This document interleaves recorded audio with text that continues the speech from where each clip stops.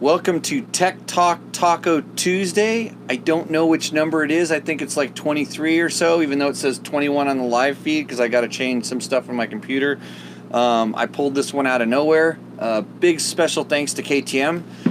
They have me up here at and a bunch of other journalists up here at the round of the Works race in Gray Harbor, Washington.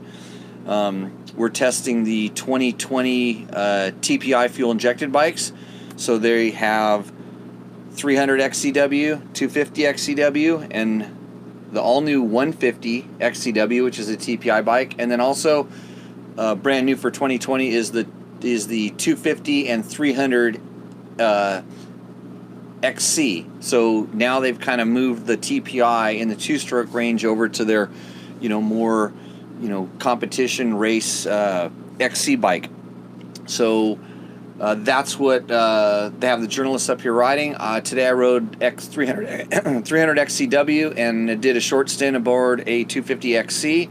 And tomorrow morning I'm going to ride the 150 XCW. So that's kind of what I'm up here doing. But even bigger thanks to them because they loaned me what they call a Cradle, which is their internet booster thing. Because where I'm at, I wasn't able to get the kind of bandwidth I needed, and now I have the bandwidth so I can hang out and talk to you guys. So I put up a little bit of a post earlier to ask some questions. I got some good questions, and I went to the guys and got you the answers, or at least the correct answers. So I can answer those, and then like usual, I will run through my gamut of questions that you guys ask live. So when I say put your questions in the comments on the chat board, put your questions in the comments of the chat board, and then I will scroll down and try to answer those to the best of my ability. Tonight's broadcast is also brought to you by Hamm's, the beer refreshing. That's what I'm going to enjoy right now since I'm done racing. And then we'll pull the tequila out from underneath the table and see what we got. Might have something. I was looking to get a special guest in here, but I was a little hesitant because my setup's so screwed up, and just pulling this stuff out of nowhere. So yeah, no special guest. I got the Dust Bunny. Hold on one second. I got the Motorhome Dust Bunny. So yeah, I do have a co-host. He'll hang out right here. Make sure I don't do anything wrong. Maybe he'll get drunk and fall out of his chair. So let's get right to it. I have the KTM TPI questions, and actually let me just kind of tell you a little bit about kind of the bikes in general. So TPI is KTM's version of fuel-injected two-stroke, and it's pretty unique in that TPI stands for transfer port injection. So they're not injecting it through like inside of the throttle body or pre-reed valve. They're actually direct. It's not direct inject because that would come in through the cylinder head, or that's the way it is. They're injecting the fuel into the transfer ports, and it's a technology that they patented, and they spent a lot of time working on it because and we have a really good kind of historical test about on dirt bike test about how they kind of came up with this particular plan and why they did it that way. And from what I can tell, they're onto something, and they've patented enough around it, and that's why you're not seeing other manufacturers kind of jump on this kind of trend. There's been fuel-injected two-strokes in all different, like in the scooter market and a lot of different things, but not in the performance realm. And what makes this interesting is that they've kind of expanded to the XC line, which is, racing, and they still have not put it on the SX, which means it's probably not ready for the SX. The SX in 2020 is still carbureted. So it's evolving and it's growing, and I think they're learning quite a bit as they go along this path. And there is probably the one big change to the motors, or the kind of the computer controlled part of the XC line and XCW line, or the whole TPI, is that they have a new sensor that's an ambient air pressure sensor that is added into the system. So now it's reading off of two pressure sensors, one that's in the crankcase and one that's just taking air pressure, kind of like they do on the four strokes. And it's funny, just in the last few weeks, I've been getting a lot of questions about the jetting on the two strokes, and have I experienced any problems? And I hadn't previous to this, and I've ridden one from like literally in a single ride from 600 feet elevation up to 7,800 feet, and had no issues with the altitude and stuff. And then, but I've had some people say, hey, I was climbing up some steep hills and I had some stuff go wrong. I've had my bike seem like it got really lean under weird circumstances. Other people said their bike got really rich and didn't run that well. And so had a few different questions. In fact, today I also got my hands on a JD jetting tuner for the KTM TPI bikes, which I plan to play with and see how that works out. So lots of stuff going on. I'll like I said, I'll kind of get to some of the questions and that'll answer it. But so today I rode 50A on the 300 XCW, and kind of in the beginning I was like, I don't know if I want to ride. I'd rather ride XC because it's more of a race. It's a works race, and that's probably if you were to just say what's the best bike for it, that would probably be my go-to. But the motocross section is actually pretty short, and the trees and the woods is probably 85% of the course. And even when you're out in the kind of the back field here and stuff, it's pretty traction is pretty limited. There's a lot of rolly rocks on top, and it's kind of puffy dirt and it's pretty slippery. In fact, this morning when we were doing our unclassified race, which is essentially a practice, I slid the bike out 3 times and just kind of pushing and trying to find traction. And so in the end, I think XCW is kind of like a secret weapon, especially the 300, because I can ride it a gear high and just lug it everywhere. And it doesn't sound very fast. In fact, it makes very little noise, but it hooks up and hauls ass. So pretty good result. Actually won the 50A class overall, whatever race it was that I was in, and had to ride an extra lap than everybody else because I went too fast. So that's my problem. But overall had a pretty good time. So I am going to run into the questions. So Peter Lewis. It's almost like my name. It's spelled really weird. Asks, what are the changes that make it possible to use a standard spark plug on the 2020 models? So I just saw my race bike for tomorrow go riding by my motorhome. We'll see if maybe we'll have a special guest. You never know. What are the changes? I don't know. I know that the bike has the last few years had a very unique special spark plug, and I'd asked about it, and they said it had something to do with the tip. Was it necessary? And they said, nah, you can run the normal one, but sometimes they're adjusting the height. Actually, the expert's going to roll in here and answer that question. Where's right the now. tacos, Jimmy? It's Taco Tuesday. There's no tacos. So I got David O'Connor from KTM. Don't touch any of the equipment because it's very fragile. I want to shake the camera. Say hi to the fans out there. I'm down here. Oh, wow. Right there. Here, scoot over. I'm going to scoot over. Because we have the question, what makes it possible?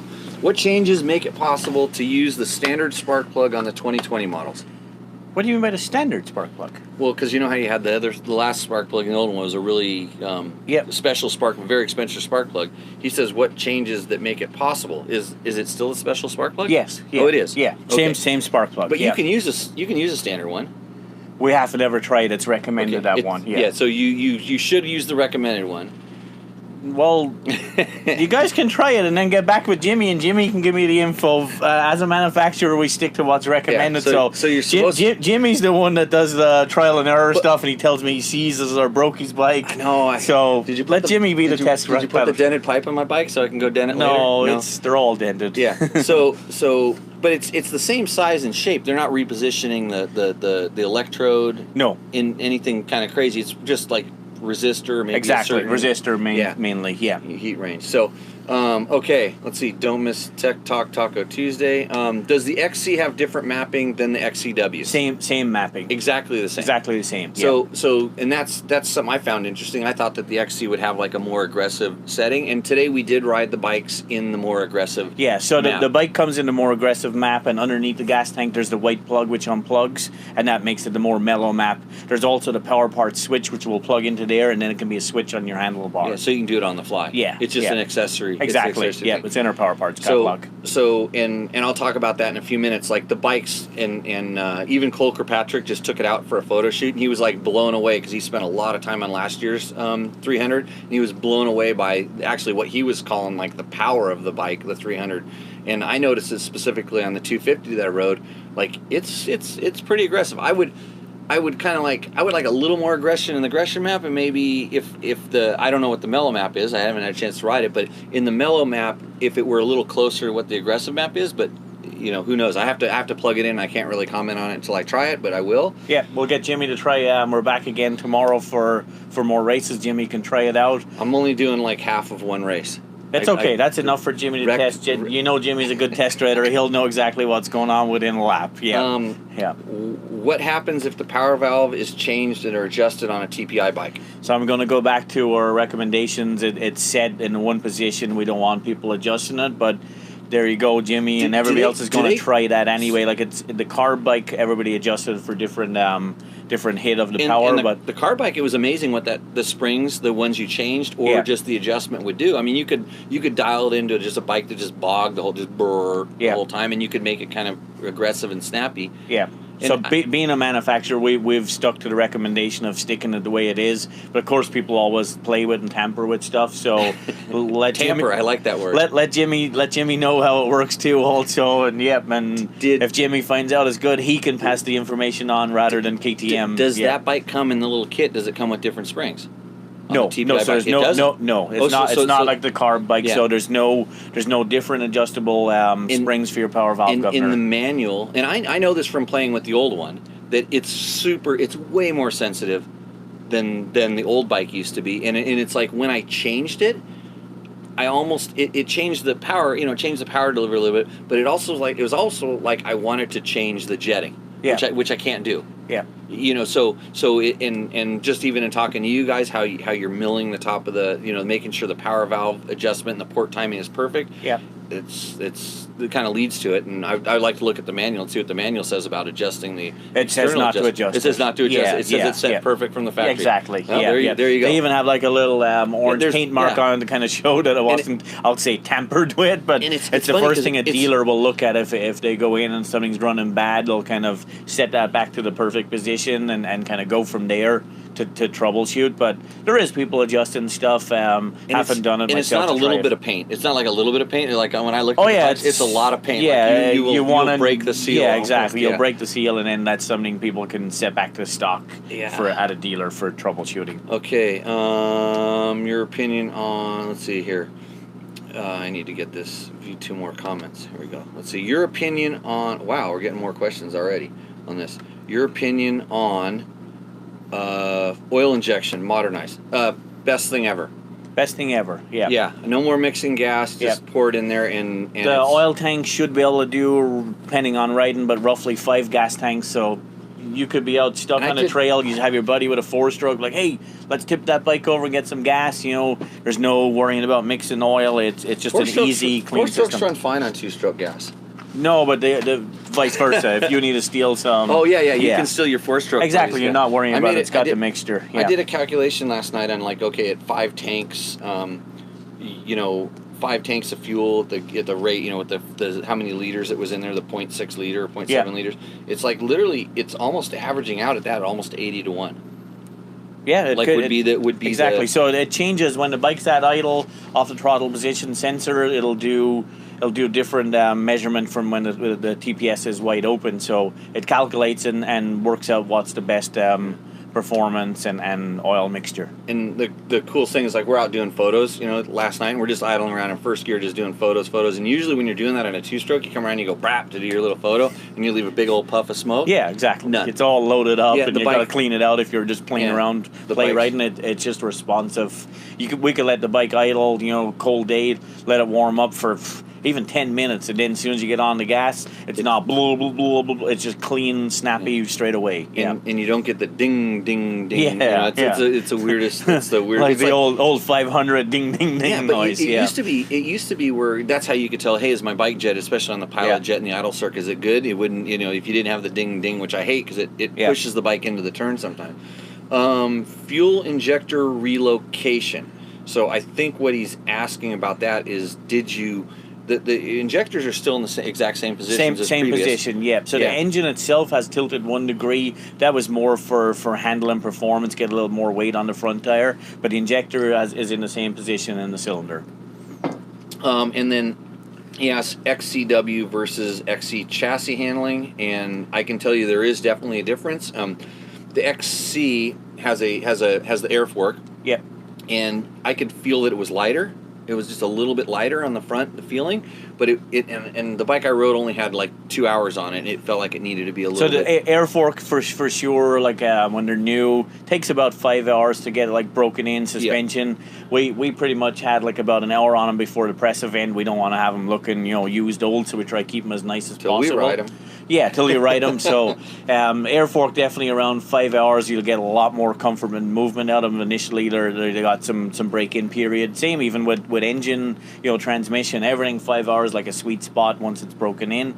But Explorer fork definitely is a different setup. A lot more comfort on smaller bumps. The Moto track maybe not as much hold up as the exact. And there was a double jump, and I was telling you I wasn't going to jump it, and I went ahead and hucked it, and it was no problem. Yeah. And it was like I was worried about, and you think about it, like XCW is really not for motocross.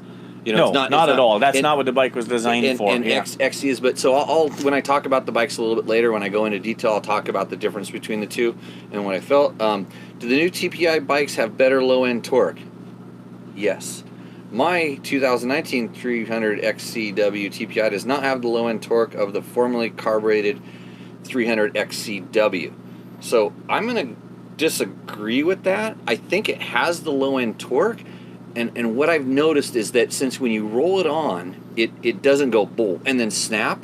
There's no lag and there's no jetting discrepancies and stuff. Yeah. When you turn it responds. And it's kind of the same thing when four strokes went fuel inject. Everybody said they don't have any snap. Different. They feel slow. So that was a lot of feedback we got today. We had 9 journalists out today racing, and a lot of people are new to the TPI bike. They've ridden like the carb bike, and it's a different riding style. It's almost like Jimmy says, when we went from carbs on 4 strokes to fuel injection, it just felt different. Like people are thinking maybe I don't have the hit, but people are riding them faster, easier, smoother, better. I dare you to go ride a carbureted 4-stroke. That's the thing. Yeah, if you jump if you jump like 5 laps on your carb bike, 5 on the fuel injection, it's going to take a while to adapt. It's a different riding style, and it definitely comes on. The power's different. Kind of, I'll say, more manageable. Yeah, it's definitely more traction out of it. Yeah. I totally agree. I think what people feel a lot of times on the carbureted bikes and why it feels slow is that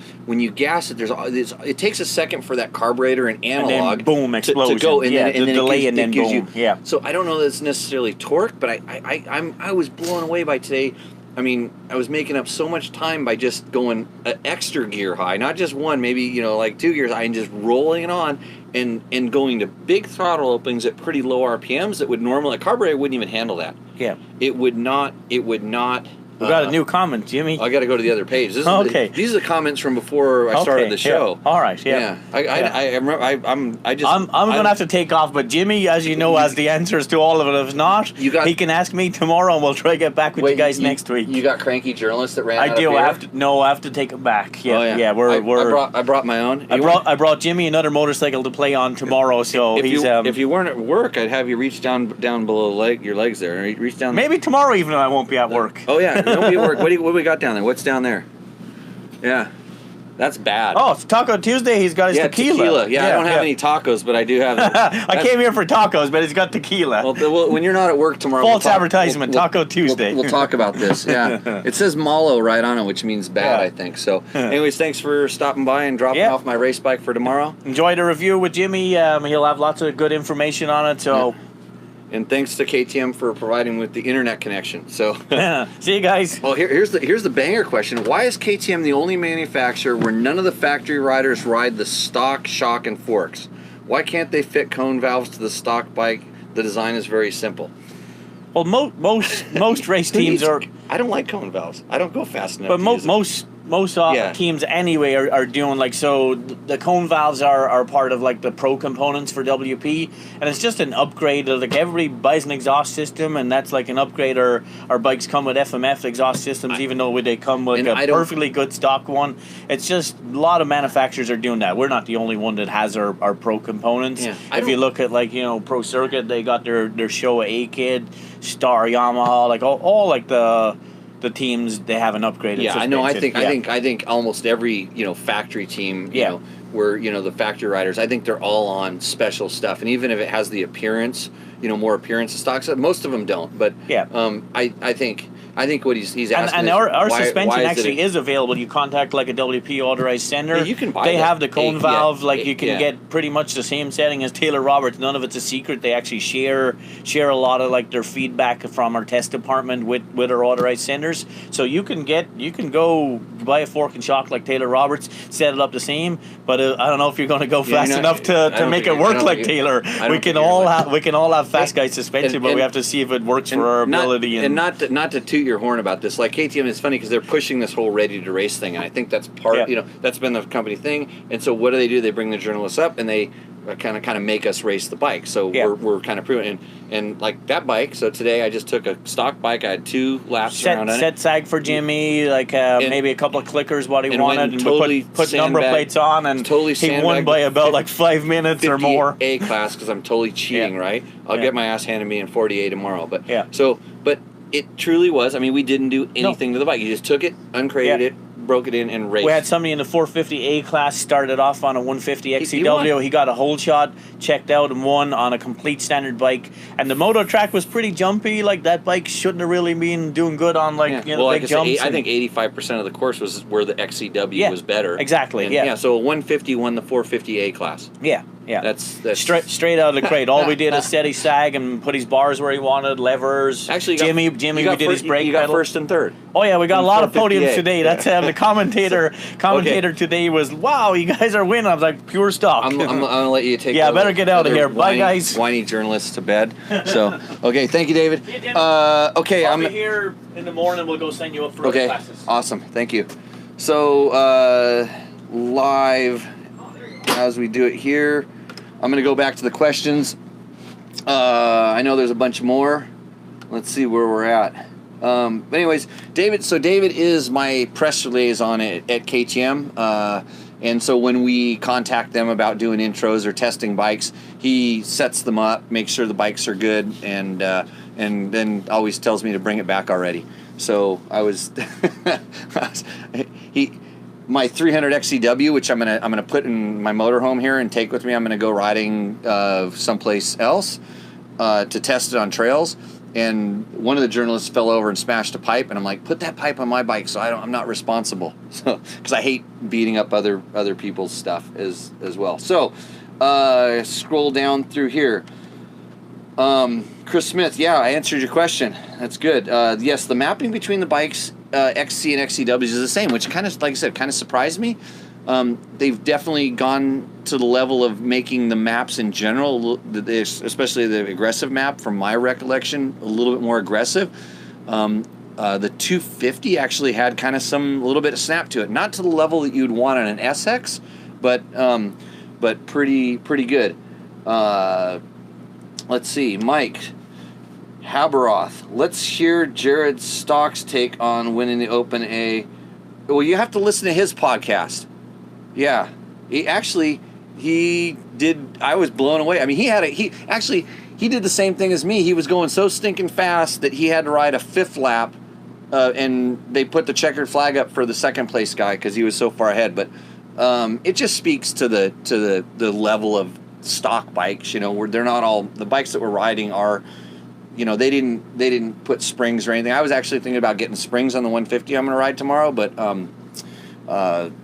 Mark Tilley, he's the same size as me, raced that bike and got 3rd in Open A, and I'm like, if Mark can ride it in stock springs, I can ride it too, so I'm going to ride that one tomorrow with stock springs. Pretty good. Let's see, thanks for doing the reviews on the course. Yes. Did I review the course? The course was gnarly. It's actually, I mean, I don't race that much anymore. In fact, I don't like racing because I turn into a Jimmy asshole. So because I kind of can't turn that off. But it was fun. I had a really good time today. The KTM guy is by the book. He is. He has to be. He works for the manufacturer, and that's why they.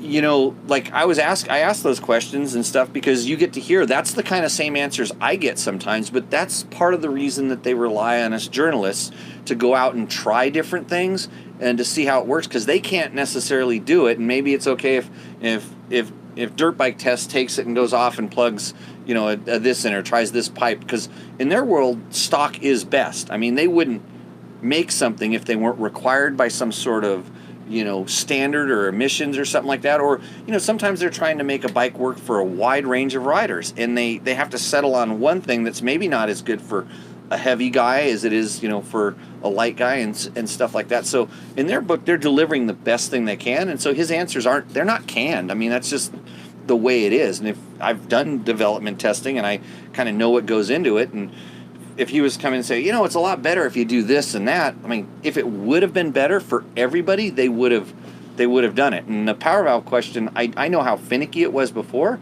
and since you can't, quote, jet the fuel injection, if you change the power valve and you want to change the jetting, all of a sudden things are not as good as they, you know, the way that the manufacturer feels that ideally should. So I sometimes I'll spit out the party line, but then I'll tell you what we do to it. So that's why you have to support people like me, so we can go do stuff like this, and then you get a better real world view. Because like I posted in my Twitter book face account or whatever yesterday, you know, they hand us all this press information. So essentially this is all the info about the bike. Everything is in here, you know. Hey, look, there's your works components you can buy for the shock. But they have all the detail, the breakdown drawings, so that we can be more accurate with our information. And half of these guys just grab this thing and they go just like, wow, and they regurgitate it right back out. And because they don't know how it feels. But, you know, kudos to all the guys that came out and rode today and got a real good experience. It was a couple of these guys, you know, first ever off-road race. They were moto guys, and they came and never done off-road. And in that way, they kind of see, like, why these bikes are this way and stuff. And Don Maeda wore moose gear today. Everybody, yeah, go over and tell him he looked good in moose, and he would look better if he had a back canteen on. That's what I would say. I told him that today. I said he looks sweet in that stuff. He does not. David does not need a different shirt. Do the 2020s come with 2 different throttle cams? I don't know. I haven't got the little package. You know, like I said, the bikes are prepped and they're given to us, so I didn't get the little toolkit to see if it's in there. But I don't know. Did they come with that before? I'm not sure. Let's see. Oh, yeah, Tequila might get... I tried. I gave it my best, but he's still on the clock. He's got to deliver whiny journalists back to hotel. Jimmy stays at track and motorhome. Let's see. Did you notice the stiffer frame? Yes. On between the 2 bikes. Did I notice the stiffer frame? On the XC, I thought I did, but that's like we were talking about. The forks probably still need a little bit of time in them to be kind of broken in. But overall, what I noticed is that the XCW, still with the PDS suspension, still felt that had the planted feel. So, you know, the suspension feels soft, the bike sticks to the ground a little bit more. But unlike, like, usually when you hop on a bike that's that light, and I kid you not that 300 felt so light. It feels like 125 light when you're riding it. The chassis did not feel like stiff, like it makes the 2-stroke dance and jar around. It let the bike stay planted. But when I got on the XC, all of a sudden, since the suspension's a little bit stiffer, it did feel that danciness, but it allowed a little bit more precision in the handling. You were a little bit more confident when you're kind of sticking it into a rut, or when you're kind of going across routes. You know, you could feel what was going on, but not in a bad way. And I have bad wrists, and I usually complain about stuff like that. And other than the XC forks needed to be broken in, I thought it was good. I think it's stiffer in a good way, but not like overboard in any way. And it's essentially the same basic chassis as the SX, so it's got kind of a stiff nature to it. Let's see. The 19, Chris asked, the 19 was the easiest to ride 2-stroke I've ever ridden. Surprised by how much I like it. I agree. The 20 is even better. The adding that sensor seems like it's helped some stuff. I think a lot of stuff they did with the map really seemed to help. Let's see. let's see, Christian Parker. He also fixes the stuff you break. I didn't break anything yet. But yeah, no, wait. Have I broke things? No. Chris, come on. Be nice. Hey, wait a minute, Chris. Chris Parker from Rottweiler Performance, who brought out his 790 on the ride. Who was fixing your bike that day that we went riding? The media bike was perfect, but we were working on your bike, I remember. Let's see. When we were doing the Rottweiler dyno, huh? When are we doing the one at the Rottweiler dyno? I'm riding. I'm out riding. Sorry, I can't make it. Let's see. Jesse, you mentioned the XC and XCW having the same gear ratio. No. They do not have the same gear ratio. Why not make the XC tighter? It is. So I think what they said, and I could pull up these sheets, these, hold on, let me see if I can, let's see, this is XC. Let's see if there's anything about gear ratios in here. I didn't have time to read it. I just felt it. So yes, the gear ratios are different. I think it's first and second gear, if I'm not mistaken. I will verify that. But the first gear on the XCW, the 300 that I rode, is definitely lower. And I'll tell you how I know. Because every once in a while I made the mistake just out of habit to downshift into a turn, and I went into first gear, and it felt like I was throwing on the brakes. So the when I did that on the 250 XC, the 250 XC, it did not do that because the gear was higher, and you could actually use first gear, where first gear on the 300 XCW was pretty much unusable. So so the ratios are different between the two bikes. So if we start talking about what's the difference between XC and XCW, probably the biggest thing for most people is the suspension. So XCW is PDS with the Explorer fork, and XC is the air fork with the linkage rear shock. So, one's definitely catered more towards single track trail riding, and the other one's catered more towards racing. The transmission ratio, so XCW, W stands for wide, and it has lower, and I'd have to check exactly what the gear ratios are, but we never got the chance to ride it up in, maybe fourth gear was the top gear we got in. And I pretty much just rode the whole thing in third gear, just left it in there and lugged it everywhere. So I didn't really get a chance to test the spread. That's why I like to take these bikes and use them for other purposes too, to see how they work. So those are the difference. But the engines are, other than the gear ratios, are the same, exactly the same between XC and XCW, 250 and 300. They're kind of the same bike. So hopefully that gives you stuff. Why not make the XC? It definitely, the gear ratios in XC feel more like a motocross gearbox, and I think I'd have to, like I said, check. I think they're first and second and third and fourth are more like the motocross bike, and then maybe fifth and sixth are a little bit wide, but don't quote me on that. I have to check the specs. So I think I've run through the majority of questions that I've handled here. Let's see.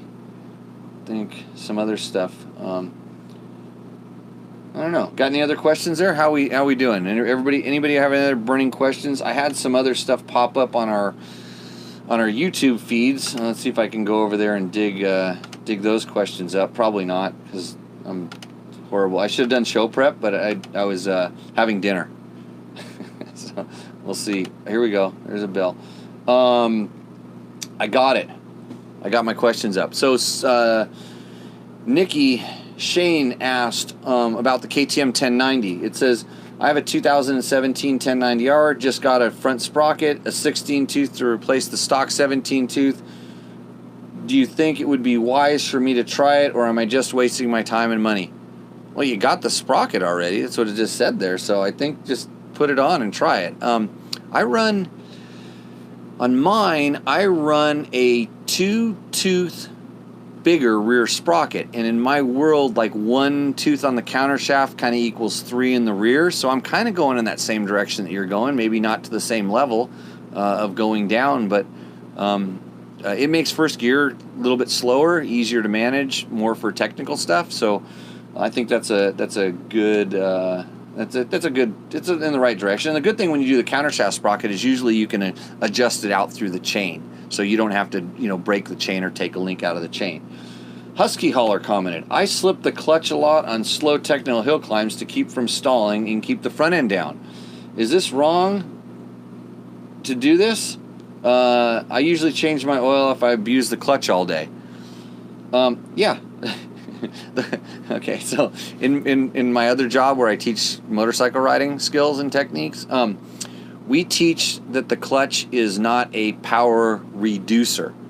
So a lot of times when you're slipping the clutch on a hill, you're reducing the power because you're not trusting the torque of the motorcycle. I would prefer that you be in the right gear, the clutch all the way out, and just use the torque of the motor. But what most people do is they're putting so much weight in the handlebars, they don't have the dexterity to control the throttle, so they shut the throttle all the way off, and especially on a 4-stroke, that's where the bike stalls.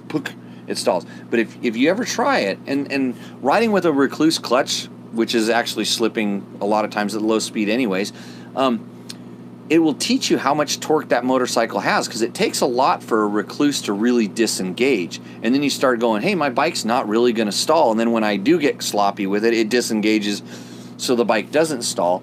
But I prefer to just be really careful with the throttle and just trust in the torque of the motorcycle. Don't shut the throttle all the way down. And then if it's really technical where you're going slower than the gear you're in, like you're going slower than first gear, at that point, of course, you have to slip the clutch. There's no way around it. But because the bike will stall or wants to go too fast. So you could always learn to ride faster, which I was demonstrated by all the guys that were riding way faster than me today.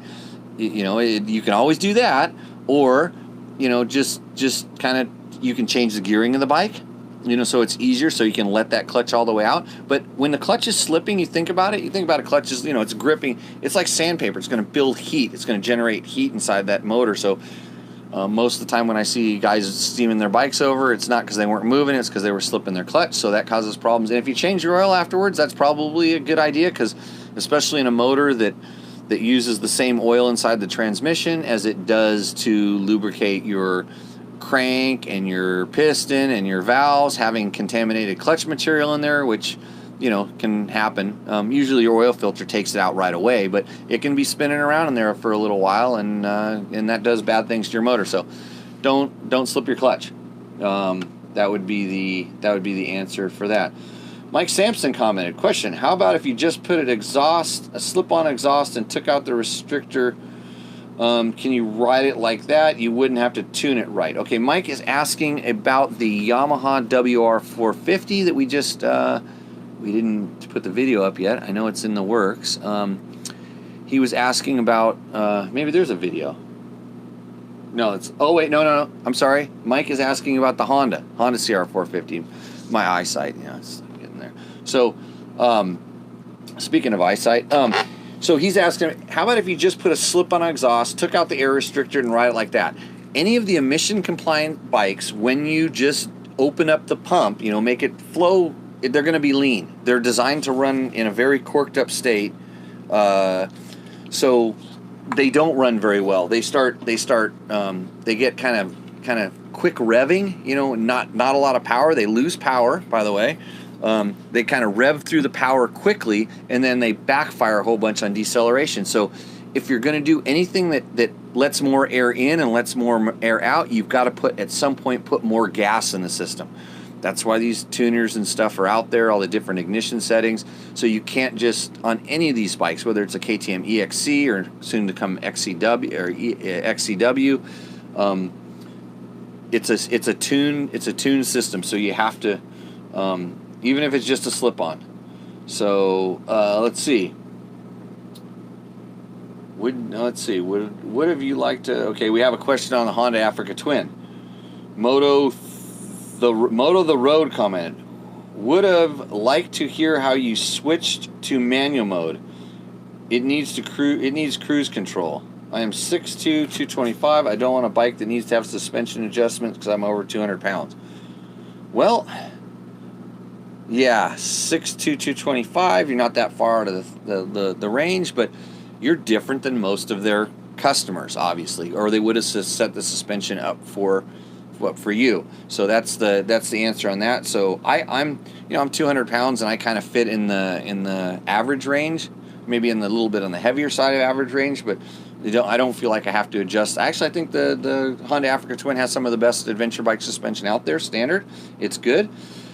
Onto the, it's just, you just push the button. There's some toggle button, you just scroll through the thing and you can turn it so that you can set it to almost manual mode so that you're shifting with your thumb on the DCT bike. I don't know if it goes, it'll shift how you want it as long as you're within the RPM range. Like if you're at redline, it will not let you downshift. And if you're in 6th gear or 5th gear and you start slowing way down, it'll automatically downshift. It won't let you do stupid stuff on that bike. But it's just, I think it'll actually shift almost any time you can force a shift. Just sometimes it's a lot more willing to shift exactly when you want it to in different modes, in different settings. So I don't think you can go to kind of straight pure manual mode, but you can make it so you can have it in the gear you want. I know I don't remember because it's been a while since I rode the bike, but especially in the off-road mode, you can easily force it to rev up a little bit more, to ride a gear lower. So if you imagine you were in 3rd gear and you wanted to be in 2nd, you push that button, it'll shift right down to 2nd and maybe even sometimes 1st, and then it'd be revving, almost too much at that point, too high power. So okay, Red One Dragon commented, I wish you would do a side-by-side comparison of the CR450X versus the CR450L, with the expectation that they change the exhaust with a full aftermarket system and a Vortex fuel map. I kind of want to do a comparison where I have someone pour my tequila for me, and I would wear a red shirt and he would wear a white. I mean, we can go down the roads of how you would modify and tune and change these bikes. I anticipate in the future I would love to do a 450X versus 450L. Unfortunately, we're only had one of those bikes at a time. I actually do have a 450L. It's a customized bike right now, and I could kind of do that because I still have the X, but they're like slightly in different states. And if you change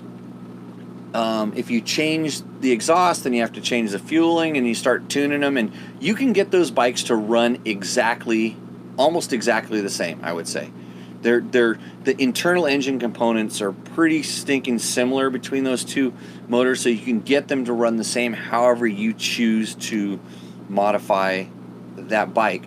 What you can't get away from, and some of the stuff is the extra weight on the L. With the subframe and stuff, but I mean, if you really took your time, you could craft those bikes to mimic each other or do whatever you needed to do. They're basically the same. I mean, they come stock. They're definitely different, but as you start doing modifications and things, they sort of become the same. I don't know. It depends on where you're at. I mean, some places it's impossible to get a license plate for an X, so you have to start with an L if you need a license plate. And then I don't know why anybody in their right mind would try to turn the L into a dirt bike if you needed it. If you wanted only a dirt bike, I would just start straight with the X. But there's definitely different needs, and I think that those are the different scenarios. But for a lot of times for us to go and do a comparison, to get when we start getting really detailed about exactly how you do it, like even when we do our project bikes, we always kind of take into mind, it's like, who are we building this for? If I'm building a bike for Jimmy, it's probably not going to be the same as if I was building it for someone else. I tend to like smoother power than most people. I tend to like to lug or torque bikes more than most people. So that's the beauty of all these modifications, that you can find something that works and tune it to your specifications. So do that. Tune your bike. But for us to kind of, every once in a while we get an idea and we just kind of run with it. But that's why you don't see us testing motocross bikes in off-road settings, because there's 100 different ways to do it, and you're starting with the wrong tool for the job. So we'd prefer to test off-road bikes and off-road settings and motocross bikes at motocross tracks, and then you can read into it, how does it work there and would it transfer over, and make your own decisions. A lot of times people will bring us, it comes to mind, we've got a Husky 350 that we need to go pick up at Ride Engineering. Trevor, Somebody go pick that up. It's built for a small guy. Companies will bring us a modified bike or a project bike, and it's kind of cool to test them just to experience the different things. But a lot of times that bike's not set up for me specifically or for someone else specifically. It's just, hey, here's all of our stuff, and if I don't like it, that's not the person that built it's fault. It wasn't set up for me. I'm probably better off with a stock bike a lot of times. So that's kind of how how we test. It's not. Most of the time they get a bike and everything on it makes it better. Oh, it's so much better. Blingy bling. Let's see. My feed's seized. That's your problem. I'm surprised I have it. Man, look at all those happy faces coming up there. That's good. Thank you, guys. I wish those were dollar signs. So, Brap. Yeah, Brap. Ride it like you stole it. San Felipe Bob's in the house. He's obviously back from vacation. Let's see. He's way talkier than like 8 foot or way taller. Oh, we're talking about Radek. Hey, Radek, I heard some guys because they were talking KTM stuff down there. You can't go back to that Ultimate Race, KTM Ultimate Race, because you won it, so you're banned. And there's guys coming for you. They're trying to build a better American team because they don't want to lose the title. Marco, how you doing, Marco? Hood ornament. Hey, Marco, check this out. This is my new GoPro Hero 7. Thank you, Marco, for hooking this up. I actually used it today. I shot video footage of me riding around the track, so it won't sound like someone's flushing the toilet while I'm riding, and it won't shake around, and I will get some videos up when I do this. But super stoked. Thank you. It was easy to use, and everybody's like, man, you have a GoPro? What'd you do, win the lottery? Yes, I won the lottery. So thanks, Margo. Let's see. Much better than watching when I was in the hospital. I was say she was riding off-road. Watch out for side-by-side. Yes. Ride right, that's what we say. Ride to the right side of the road, but sometimes UTVs are way too wide and the drivers are bad drivers, so.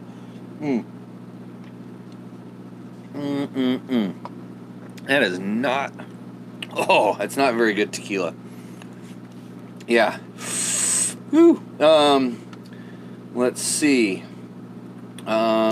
He picked up his KTM. We're talking about Radek, you should come. Actually, Radek, you should buy dirt bike tests, first of all. And then you should come go trail riding, and then we'll just go trail riding, and then somebody else can run it.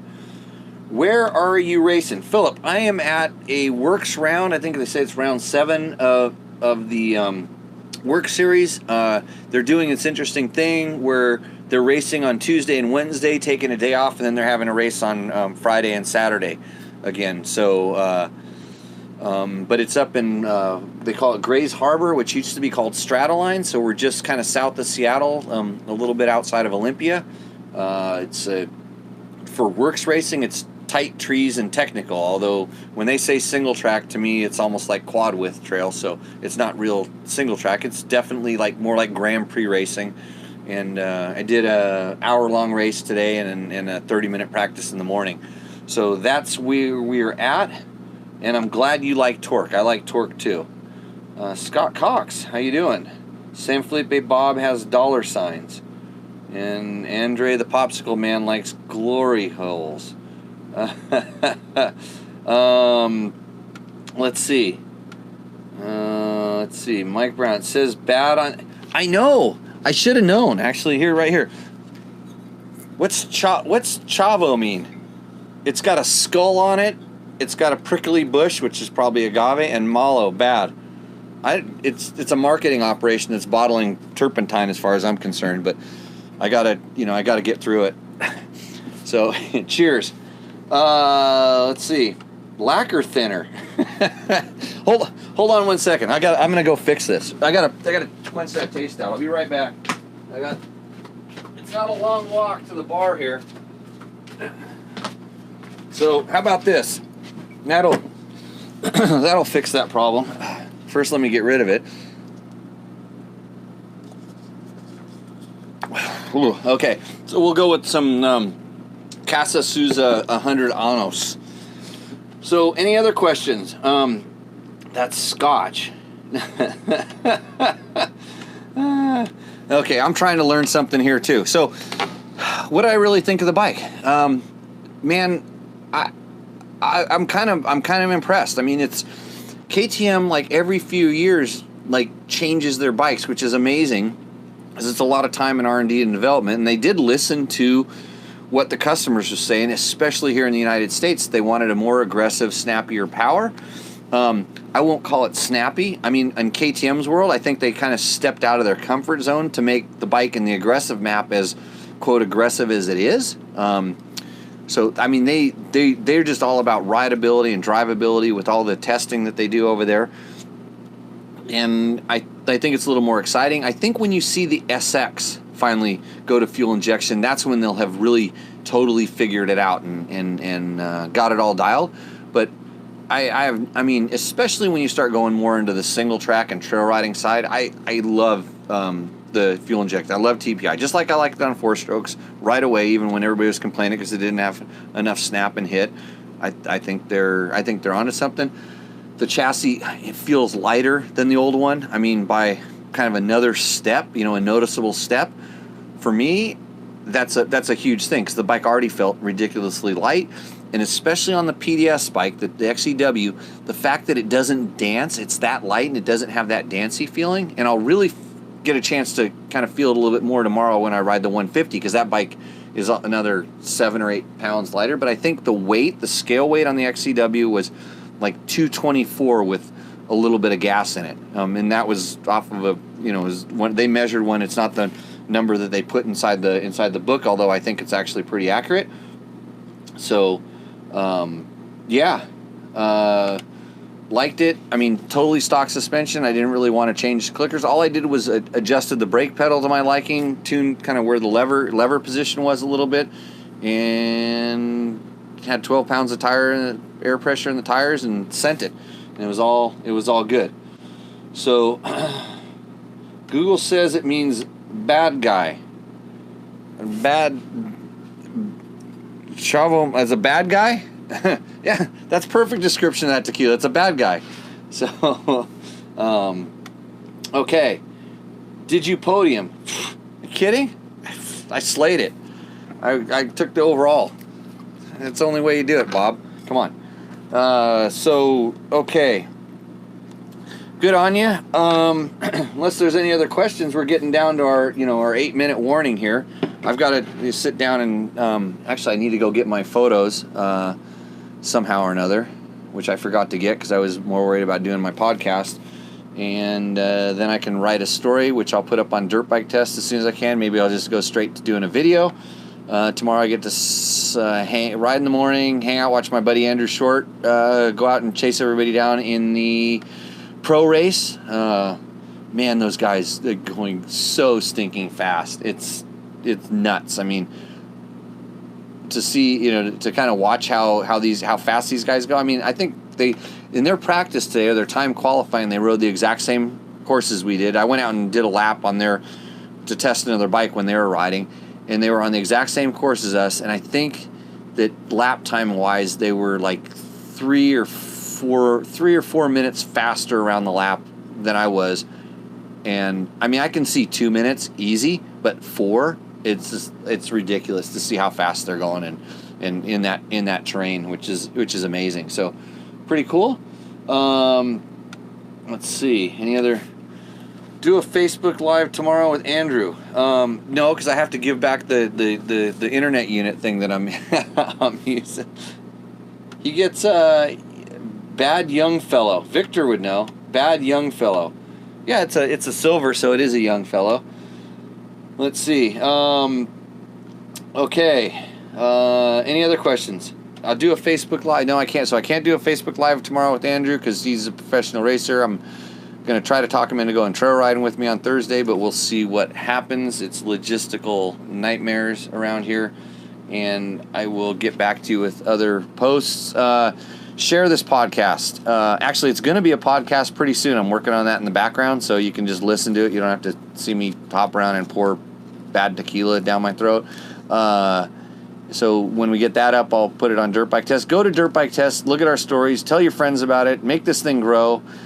If it grows, then I get to keep doing it, and if not, I'm just going to go trail riding. Either way, it's up to you, not me. Actually, it is up to me a little bit, but tell Radek that Pink Bike needs to buy this thing. So before I knock my table over, I'm going to have my last little cheers, and thanks for pushing this while you're riding and racing. Yeah, thanks, Mark. I'm doing the best. On the Honda Africa Twin DCT is a straight manual button so you can paddle shift between first and sixth. There you go, Bob. Thank you. There's too many bikes in my head. I don't have enough memory cells because there's only 2 of those brain cells left in here.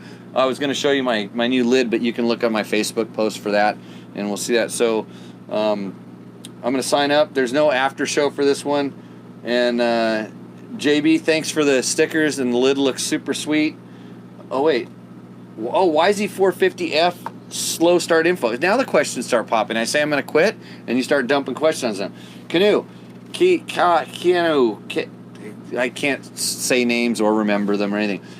So I had Trevor ask the Yamaha guys about the slow starting, because the WR is the same way, and I wish I would have bitched about it a little bit more when we did our video thing the other day, but because other people asked, they said that's the way it is, and I'm not kidding. They just said that's the way it is. So what I know is that if you put a battery with a little more amperage and stuff in there, it spins a little faster and it starts a little bit better. But you have to understand, that's a Mikuni FI system. It's not the Kian one that we're so used to. And like the KTM is using Del Ordo on the throttle body for the 2-stroke. So there's different systems. I don't know if it's a characteristic, because since the FX and the WR both do it, I don't know if it's a characteristic of the Mikuni system that maybe it's just a little slow to fire. Just, and I've tried tuning it with the power tuner to dump a little more fuel or to lean the fuel off at 0 throttle, low throttle position, low RPM to try to counteract it, but I'm sure it's on its own dedicated start map at that point, but I have not been able to solve it either. But if you can get the battery to spin it over a little bit quicker, that seems to help, and definitely no throttle. If you turn the throttle, it doesn't like it at all in my experience. So that's the answer to that one. You just lost one with the yeah, with the bad boy. Come race Donner. I'm done racing. I quit. I'm not. Well, tomorrow I'm going to race that one, and then I'm not going to race anymore because I don't race. So I ride races. That's all I did today. I just went riding today. So I just happened to be during a race, and I actually did okay. So, but I yelled at some guy. I yelled at a lot of people when I was lapping them. That's what I do. I throw revs. I yell usually, and then start throwing revs, and then like one guy got kind of pissy because he wouldn't get out of the way. And he was so pissed he actually swerved into me and blocked me between a tree, and it's not. I hate doing that. I mean, I don't like to be that guy. I don't like to be an ass and stuff, and so that's like all behind me. So sorry to that guy. He was on a Yamaha, probably a nice guy, but so no more racing for Jimmy. Like, at least not racing. I can go riding. If it's a really awesome race, I can go riding. So we'll see it. Thank you guys all for tuning in. It looks like we've answered all the questions. If you have more questions, save them for next week or attach them to the YouTube videos. We usually go there and pull the questions off and answer them. And if your friends missed it, you could say, hey, go to Dirt Bike Test and look at it there because there's a YouTube video and everything else. So now that I've said things 6 or 7 times, I'm shutting down the computer. I'm having my last shot of tequila. And then I'm going to go do a blood transfusion and, get all my stuff so I can ride tomorrow. So with that, we will see you out on the trail. Cheers.